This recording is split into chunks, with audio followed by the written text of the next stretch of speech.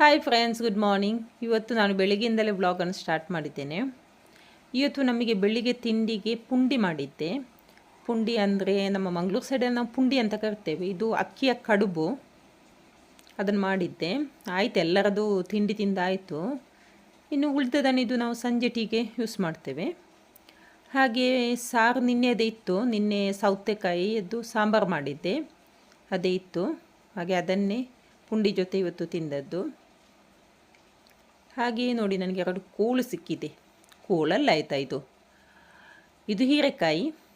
ಇವತ್ತು ಹೀರೆಕಾಯಿದು ಪಲ್ಯ ಮಾಡುವ ಅಂತೇಳಿ ಹೀರೆಕಾಯಿನ ತೊಗೊಂಡೆ. ತುಂಬ ಫ್ರೆಶ್ ಆಗಿ ಉಂಟು ಹೀರೆಕಾಯಿ, ಹಾಗೆ ಎಳತ್ತಾಗಿದೆ.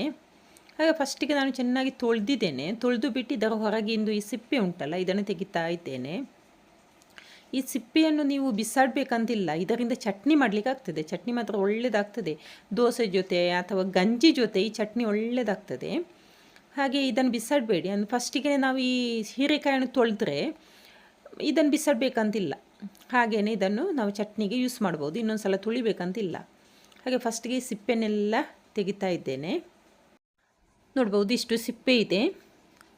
ಈಗ ಇದನ್ನು ತೆಗೆದು ನಾನು ಫ್ರಿಜ್ಜಲ್ಲಿ ಇಡ್ತೇನೆ. ಯಾವಾಗ ಚಟ್ನಿ ಬೇಕು ಆ ಟೈಮಲ್ಲಿ ತೆಗೆದು ಚಟ್ನಿ ಮಾಡಬಹುದು. ನಂತರ ಈ ಹೀರೆಕಾಯನ್ನು ಈ ಥರ ಚಿಕ್ಕ ಚಿಕ್ಕದಾಗಿ ಕಟ್ ಮಾಡ್ತೇನೆ. ಹಾಗೆ ನಾನಿಲ್ಲಿ ಕೆಲಸ ಮಾಡ್ತಾ ಇರುವಾಗ ನಾನು ಮಾತಾಡೋದು ಕಾಣ್ತದೆ ಅಲ್ಲ. ಇವಳೇನು ಒಬ್ಬಳೇ ಮಾತಾಡ್ತಾಳೆ ಅಂತ ಯೋಚಿಸಬೇಡಿ. ಅದೇನಂದರೆ, ನನ್ನ ಮಗಳು ಆ ಸೈಡ್ಗೆ ನಿಂತಿದ್ದಾಳೆ. ಅವಳು ನನ್ನ ಹತ್ರ ಏನಾದರೂ ಮಾತಾಡ್ತಾ ಇರ್ತಾಳೆ, ಏನಾದರೂ ಪ್ರಶ್ನೆ ಕೇಳ್ತಾ ಇರ್ತಾಳೆ. ಹಾಗೆ ನಾನು ಅದಕ್ಕೆ ಉತ್ತರ ಕೊಡ್ತಾನೆ ಹೋಗಬೇಕು. ಇಲ್ಲದಿದ್ದರೆ ಅವಳು ಇಲ್ಲಿ ಕ್ಯಾಮರಾಕ್ಕೆ ಅಡ್ಡ ಬರ್ತಾಳೆ. ಹಾಗಾಗಿ ನಾನು ಅವಳಿಗೆ ಪ್ರಶ್ನೆ ಕೇಳಿದಾಗಲೇ ಉತ್ತರ ಕೊಡ್ತಾನೆ ನನ್ನ ಕೆಲಸ ಈ ಥರ ಮಾಡ್ತಾ ಇರ್ತೇನೆ. ಹೀಗೆ ಹೀರೆಕಾಯಿನೆಲ್ಲ ಕಟ್ ಮಾಡಿ ಒಂದು ಪಾತ್ರೆಗೆ ಹಾಕಿದ್ದೆ. ಹಾಗೆ ಅದಕ್ಕೆ ಒಂದು ನೀರುಳ್ಳಿಯನ್ನು ಚಿಕ್ಕದಾಗಿ ಕಟ್ ಮಾಡಿ ಹಾಕಿದ್ದೇನೆ. ನಾನು ಎಲ್ಲ ಪದಾರ್ಥಗಳನ್ನು ಫಸ್ಟಿಗೆ ಈ ಥರ ಕಟ್ ಮಾಡಿ ಹಾಕ್ತೇನೆ. ಹಾಗೆ ನಾನಿಲ್ಲಿ 5 ಹಸಿಮೆಣಸನ್ನು ತೊಗೊಂಡಿದ್ದೇನೆ. ತುಂಬ ಖಾರ ಇದೆ ಇದು, ಹಾಗಾಗಿ ಕಡಿಮೆ ತೊಗೊಂಡಿದ್ದೇನೆ. ಖಾರ ಕಮ್ಮಿ ಇದ್ದರೆ ಸ್ವಲ್ಪ ಜಾಸ್ತಿ ಹಸಿಮೆಣಸನ್ನು ಸೇರಿಸಬಹುದು. ಹಾಗೆ ಇದಕ್ಕೆ ಒಂದು ಅರ್ಧ ಲೋಟದಷ್ಟು ನಾನು ನೀರು ಹಾಕಿದ್ದೇನೆ. ನೀರು ಜಾಸ್ತಿ ಬೇಕಂತಿಲ್ಲ, ಅದರಿಂದಲೇ ನೀರು ಬಿಡುಗಡೆ ಆಗ್ತದೆ. ಹಾಗೆ ಸ್ವಲ್ಪ ಅರಿಶಿನ ಹುಡಿ ಮತ್ತು ರುಚಿಗೆ ತಕ್ಕಷ್ಟು ಉಪ್ಪು, ಹಾಗೆ ಸ್ವಲ್ಪ ಜೀರಿಗೆಯನ್ನು ಹಾಕಿದ್ದೇನೆ. ಬೇಯಿಸುವಾಗ ಜೀರಿಗೆ ಹಾಕಿದರೆ ಅದರದ್ದು ಘಮ ಒಳ್ಳೆಯದಿರ್ತದೆ ಅಂತೇಳಿ. ನಂತರ ಚೆನ್ನಾಗಿ ಒಮ್ಮೆ ಮಿಕ್ಸ್ ಮಾಡಿ ಇದನ್ನು ಬೇಯಲಿಕ್ಕೆ ಇಡಬೇಕು. ಫಸ್ಟಿಗೆ ಸ್ವಲ್ಪ ಹೊತ್ತು ನಾನು ಇದನ್ನು ಹೈ ಫ್ಲೇಮಲ್ಲಿ ಇಟ್ಟು ಈ ನೀರು ಚೆನ್ನಾಗಿ ಕುದಿ ಬಂದ ಮೇಲೆ ಫ್ಲೇಮನ್ನು ಕಡಿಮೆ ಮಾಡ್ತೇನೆ.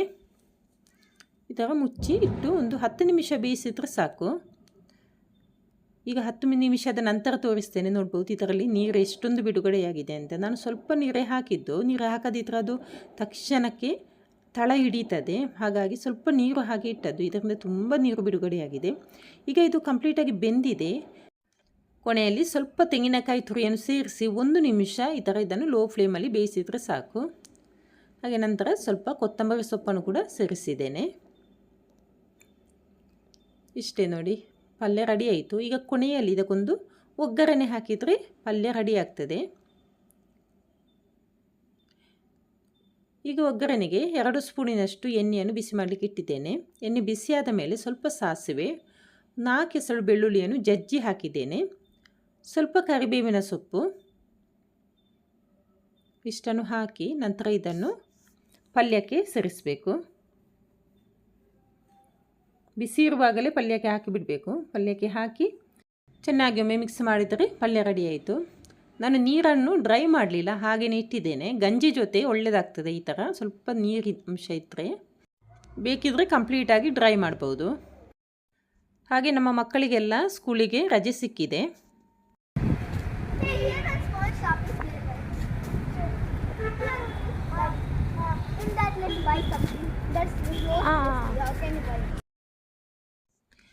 ರಜೆ ಸಿಕ್ಕಿದೆ ನೋಡಿ, ಆಟ ಆಡ್ತಾ ಇದ್ದಾರೆ. ಇಲ್ಲೊಂದು ಸ್ಟಾರ್ ಫ್ರೂಟಿದು ಮರ ಇದು. ಇದರಲ್ಲಿ ನೇತಾಡೋದು, ಅದರಿಂದ ಹಣ್ಣು ಕೊಯ್ಯೋದು, ಇದೇ ಕೆಲಸ ನೋಡಿ ಇವರಿಗೆ.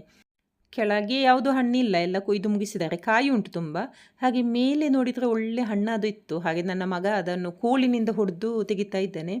ಹಾಗೆ ಇವಳು ನಮ್ಮ ನೇಬರ್ ಗರ್ಲ್, ಅಂದರೆ ಸೇಮ್ ನನ್ನ ಮಗನ ಕ್ಲಾಸೇ ಅವಳು ಕೂಡ.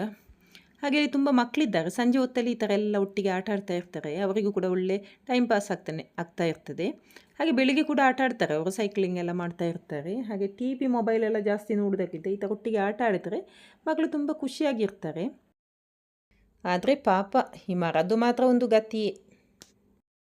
ಇಷ್ಟೇ ಫ್ರೆಂಡ್ಸ್, ಇವತ್ತಿಂದೊಂದು ಸಣ್ಣ ವಿಡಿಯೋ. ಈ ವಿಡಿಯೋ ನಿಮಗೆ ಇಷ್ಟ ಆದರೆ ಒಂದು ಲೈಕ್, ಕಮೆಂಟ್ ಹಾಗೆ ಶೇರ್ ಮಾಡಿ. ಹಾಗೆ ನನ್ನ ಚಾನಲ್ಗೆ ಯಾರಾದರೂ ಹೊಸಬರಾದರೆ ದಯವಿಟ್ಟು ಸಬ್ಸ್ಕ್ರೈಬ್ ಮಾಡಿ. ಇನ್ನೊಂದು ವಿಡಿಯೋದಲ್ಲಿ ಮತ್ತೆ ಸಿಗೋಣ. Thank you.